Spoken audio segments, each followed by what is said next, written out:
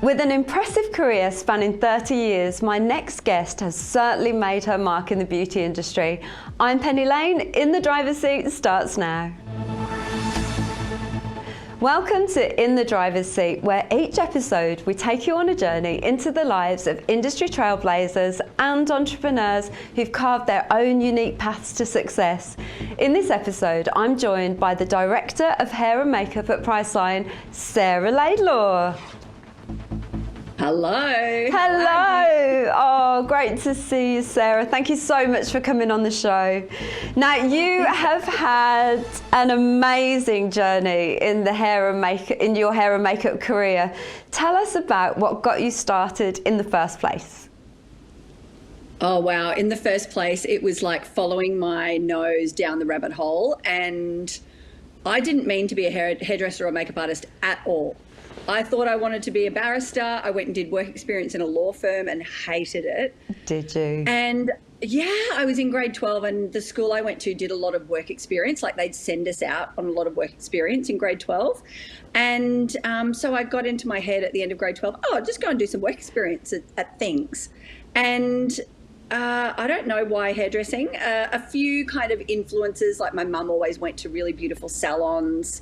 Yeah. I had a boyfriend in grade 12 who was a hair model, so I'd sit in salons and watch him have crazy things done. So I think I just thought it would be a lark.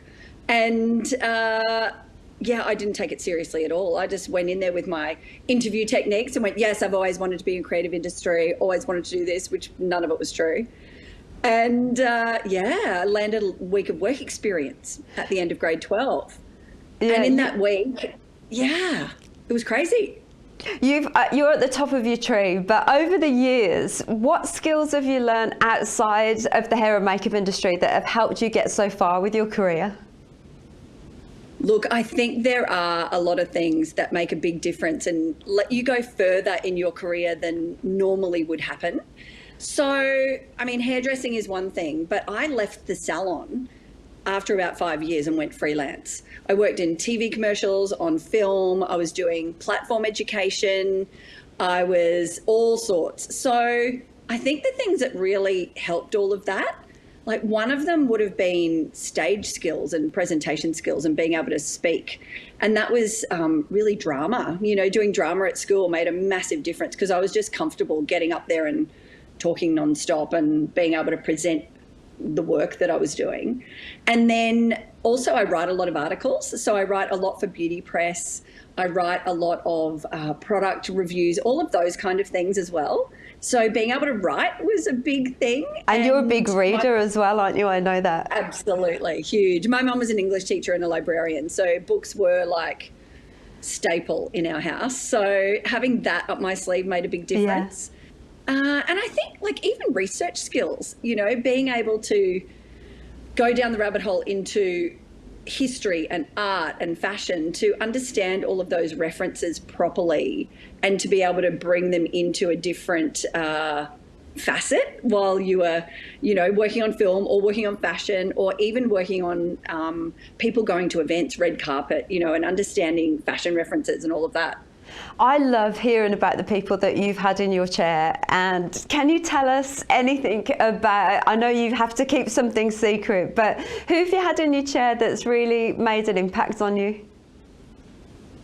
Probably the coolest was Lenny Kravitz. That was fun. I did 3 days with him while he was in Australia touring and being interviewed and playing, and it was so much fun. And people always say to me, is he really that cool? And I'm like, yeah, he's just cool. He's cool personified. So it was really fun. He is super cool. And what did you realise in hindsight, Sarah, that was really important to your career development?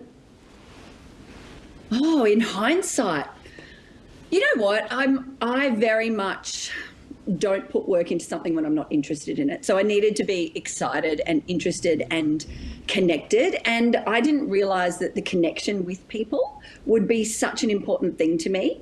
You know, because you start when you're 17 and you don't really realize what makes you tick. And so having that connection with people, whether it's someone going to a special event or you're doing an advertising shoot for a fashion label where it's that person's baby, or, you're working on a film where the director's trying to bring this thing to life. Like, it's all delivering someone into this incredible moment for them. And to be part of those special moments with people, it creates a real bond. And I love that. I didn't realize that would be so important. But I think the most important thing has been the prolific number of creative hires that I get. So I think, Can you give us an example of one? Well, I mean, I think if you're an architect, it takes a long time to get that real creative high, for that thing to come to fruition and you see it finished, without all of the bits being, dulled down from budgets and other people's opinions and, builders getting something wrong. You go, there's this creative high in 5 years? Whereas for me, I get multiple creative highs a day. So on a fashion shoot, there might be 8. If we're doing 8 looks, that's 8 different, oh my God, that's exciting, and it's addictive. You really are amazing at your craft. Have you got any secret weapons in your toolkit that you can share with everybody? Always. Oh my God, there's always some really funny things in hairdresser and makeup kits when they are used for photo shoots and that kind of stuff. Like, I have electrical tape. I have lubricant. Why? I have sexual lubricant. We make hair very shiny with that because it doesn't dry. So it's very funny. I have gutter guard. I have wire. All sorts of weird things to create some of the mad looks. And do you have any tips for brides or mothers of the brides? Oh, tips. I think always trial the person that you're going to get to do your hair and makeup before the day, so that you can, number one, see if you like their work and how they make you look, but also how they make you feel, because personality is a big thing on those days. You want someone there who's going to be really calm and supportive, and always just have little mini touch-up things, because you never know how many people are going to hug you and put red lipstick on you and, all of that kind of stuff. Do you have any tips for men apart from not having a mullet? Oh my God. Yeah, the mullet thing can go away now. I'm not into it. But tips for men, I think skincare. It's all about skincare. Take care of your skin, because it's hard to hide when you can't use makeup and you can't, do much to yourself. So a good haircut, well chosen facial hair, if you're going to do it, like that it really supports how you look and makes it look better. But skincare, because once your skin's gone, it's all over. Now, there's not many hair and makeup artists that have won awards in both categories, and you've done it quite a few times. Tell us a little bit more about that. Oh, it's very exciting, isn't it? Like, that was really, that happened in the same year, 2 years in a row. So I won so good session stylist and makeup artist in the same year. And then the next year I was like, oh my God. But the lead up to it was interesting, because when I'd moved to Sydney to follow my fashion dreams, the agent I had in Sydney didn't want me to do both, because it was kind of considered a bit like that you couldn't do both well. So you had to focus on one. And so I said, all right, fine, market me in hair, because there's a lot of great makeup artists in the fashion and, photographic world. There's not as many hairdressers that are in that world that are really strong. So just market me as that. And I just kept doing makeup, and all my clients knew. So I often was doing both. And then I left that agent, and that was the year I won both. And I was like, ha! Congratulations. It's such an awesome accolade. And how did you come to be the ambassador for Priceline? Oh, I was working on a team of makeup artists, actually, on Melbourne Fashion Week. And the head makeup artist was a dear friend of mine, Ray Morris, and we'd been on that team, I'd been on her team for, I think, 10 years at that point. And then she became the ambassador, the big hair and makeup, actually she was the makeup director for Priceline at the time. And after a couple of years, she left because she had developed a product and needed to be separate. So, yeah, they were like, we've been watching you, we want you. And I was like, oh, that's so nice, how exciting. And I loved it. I stepped in as makeup, and then they ended up putting me on as a hair director as well. And you do such a great job. Oh, thank you. Thank you. It's so much fun because they have so much in store that there's always something new. And it's, you know, it's that attention span thing for me is always something new and fun to talk about. And what advice would you give to any young aspiring hair and makeup artists? Oh, well, there's so many ways you can go in this industry. With those skills, there are so many things you can do.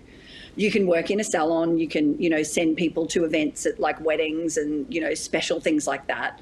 You can work in film, you can work in theatre, you can go off into the TV commercial industry, you can travel the world, cutting hair, you know, but whatever it is, just if you're scared of something like a skill that you're not very good at, just work on it. Because once you've got it, you've got it. It's like learning how to drive. It's just practice. And so the more that you can do, the more choices you have. And what is it that drives you, Sarah? I know a little bit about you, and I know what a go-getter you are. But please share with us, what is the driving force inside you that's helped you get so far with your career? I don't actually think I'm that motivated career-wise. I think I'm motivated artistically, and the career thing just kind of happened alongside it. Because if it's just about achieving, I'm like, meh, you know, that doesn't really fill my cup.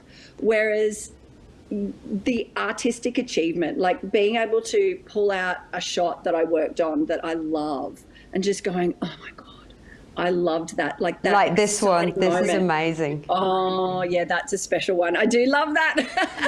And the Barbie you know, ponytail. Yes, so much fun. Like that's what drives me, like creating beautiful moments. You really are an artist. Thank you so much, Sarah, for coming on the show. It's been lovely talking to you, and I'm sure I will be talking to you again very soon. Thanks for Sarah having Laidlaw, me. everyone.